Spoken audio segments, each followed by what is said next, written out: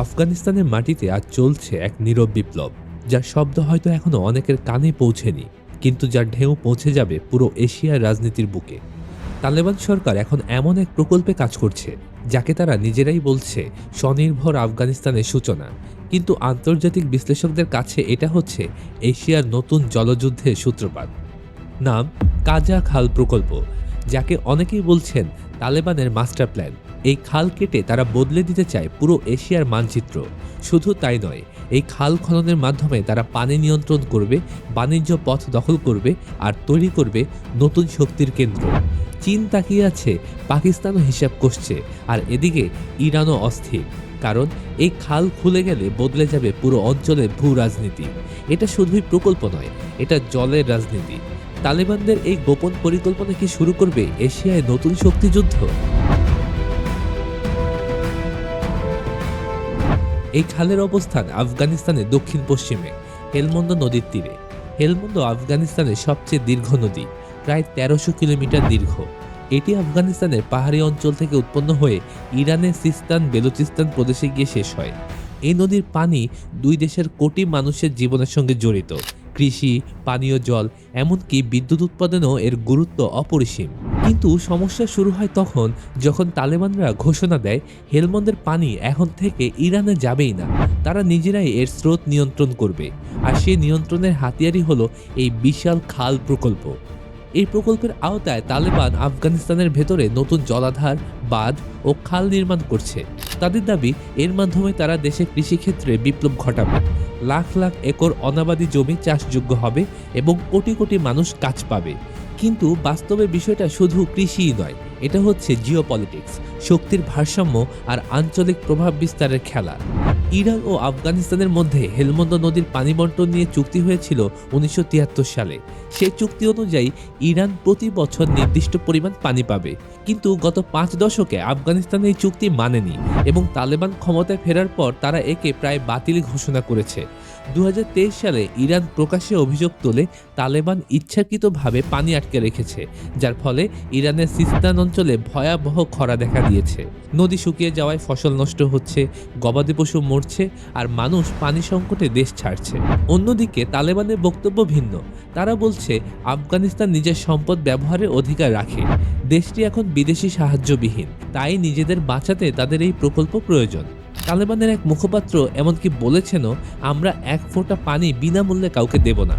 এই বক্তব্য স্পষ্ট করে দেয়, পানি এখন আফগানিস্তানের জন্য অস্ত্রের মতো একটি কৌশলগত সম্পদ। তালেবান সরকার জানে, জিওপলিটিক্সে পানি মানেই ক্ষমতা। যিনি জলপ্রবাহের দিক ঘোরাতে পারেন, তিনিই নির্ধারণ করতে পারেন কৃষির ভবিষ্যৎ, শিল্পের বিকাশ, এমনকি মানুষের বেঁচে থাকার পথ।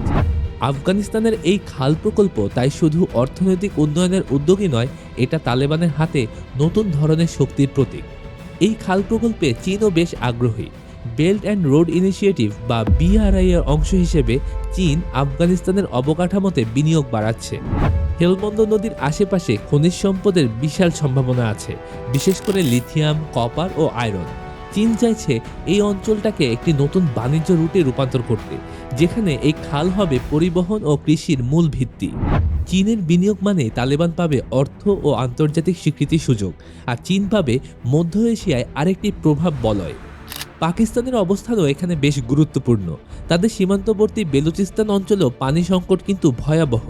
পাকিস্তান চায় যেন এই প্রকল্পের মাধ্যমে তারা আফগানিস্তানের সাথে জলসম্পদ ভাগাভাগি করতে পারে, যা তাদের কৃষি ও বাণিজ্যের জন্য লাভজনক হবে। তবে একই সঙ্গে ইসলামাবাদ চাইছে তালেবান যেন চীনের খুব বেশি প্রভাবে না যায়, কারণ এতে পাকিস্তানের কৌশলগত অবস্থান দুর্বল হয়ে যেতে পারে। এদিকে ইরান এই খালের কারণে সবচেয়ে বড় হুমকির মুখে। তাদের সিস্তান বেলুচিস্তান অঞ্চল এমনিতেই মরুভূমি, সেখানে হেলমন্দ নদী ছিল একমাত্র জীবনরেখা। এখন তালেবান পানি আটকে রাখায় সেই জীবনরেখাও শুকিয়ে যাচ্ছে। ইতিমধ্যেই ইরানের কয়েকটি প্রদেশে কৃষকরা বিক্ষোভ শুরু করেছে, কারণ খালের পানি তাদের জমিতে পৌঁছাচ্ছে না। ইরান সরকার সীমান্তে সেনা বাড়িয়েছে, এমনকি তালেবানের বিরুদ্ধে সীমিত সামরিক পদক্ষেপের কথাও বলছে।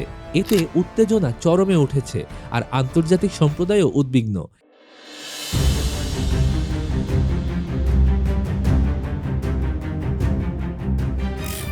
এই খাল যেন নতুন কোনো আঞ্চলিক যুদ্ধে সূচনা না করে। বিশ্লেষকরা বলছেন আফগানিস্তান হয়তো বুঝে গেছে পানি এখন তেলের চেয়েও দামি সম্পদ। মধ্যপ্রাচ্যে যুদ্ধ হয়েছে তেল নিয়ে, কিন্তু এশিয়ার যুদ্ধ হতে পারে পানি নিয়ে। এই খাল প্রকল্প সেই যুদ্ধের প্রথম অধ্যায়। তালেবান যদি সফলভাবে হেলমন্দ নদীর প্রবাহ পুরোপুরি নিয়ন্ত্রণে নিতে পারে, তাহলে তারা শুধু ইরান নয়, ভবিষ্যতে পাকিস্তান ও মধ্য এশিয়ার দেশগুলোর ওপরও প্রভাব বিস্তার করতে পারবে। এই পরিস্থিতিতে যুক্তরাষ্ট্র ও পশ্চিমা দেশগুলো বিষয়টি গভীরভাবে পর্যবেক্ষণ করছে। আফগানিস্তানে সরাসরি সামরিক উপস্থিতি না থাকলেও তারা জানে এশিয়ার জলের মানচিত্র বদলে গেলে তার প্রভাব বৈশ্বিক রাজনীতিতেও পড়বে। কারণ পানির নিয়ন্ত্রণ মানেই খাদ্য উৎপাদন নিয়ন্ত্রণ, আর খাদ্য নিয়ন্ত্রণ মানেই জনগণের ওপর প্রভাব। তালেবান এই খালকে প্রচার করছে আফগান পুনর্জাগরণের প্রতীক হিসেবে। তারা জনগণকে বলছে এই প্রকল্পই দেশের দারিদ্র্য দূর করবে, কৃষিতে বিপ্লব আনবে, আর বিদেশি সাহায্যের উপর নির্ভরতা কমাবে। কিন্তু বাস্তবতা হলো এই খালের সাফল্য যেমন উন্নয়ন আনতে পারে, ব্যর্থতা তেমনি নতুন সংঘাতও ডেকে আনতে পারে। যদি পানির প্রবাহ অতিরিক্ত কমে যায়, তাহলে আফগানিস্তানের ভেতরেও খরা দেখা দিতে পারে। আর যদি ইরান প্রতিশোধ নেয়, তাহলে কিন্তু সীমান্তে বড় সংঘর্ষের সম্ভাবনাও উড়িয়ে দেওয়া যায় না।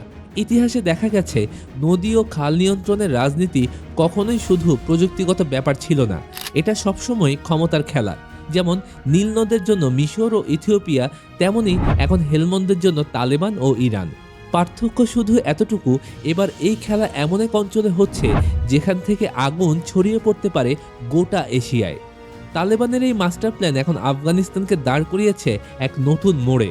তারা হয়তো ভাবছে খাল খনন মানেই উন্নয়ন, কিন্তু বাস্তবে এটা এমন এক স্রোত যা রাজনীতির মানচিত্রই বদলে দিতে পারে। চীন, পাকিস্তান, ইরান সবাই এখন তাকিয়ে আছে এই জলপথের দিকে, কারণ এর প্রবাহের দিকই হয়তো নির্ধারিত হবে ভবিষ্যতের শক্তির সীমানা। তবে এই জলযুদ্ধের গল্প এখানেই শেষ নয়, এটা এখন আফগানিস্তানের ভেতরেও নতুন এক বাস্তবতা তৈরি করেছে। খাল নির্মাণে বিপুল অর্থ, শ্রম ও প্রযুক্তি লাগছে, আর তালেবান সেটা সংগ্রহ করছে দেশের খনিজ সম্পদ বিক্রি ও সীমিত কর আদায়ের মাধ্যমে। ফলে এই প্রকল্প তালেবানের জন্য হয়ে উঠেছে এক রাজনৈতিক টুল, যার মাধ্যমে তারা জনগণকে বোঝাতে চায় আমরাই দেশের ভবিষ্যৎ গড়ছি। স্থানীয় গ্রামগুলোতে তালেবান এখন খাল খননের কাজটাকে জিহাদের উন্নয়ন বলে প্রচার করছে।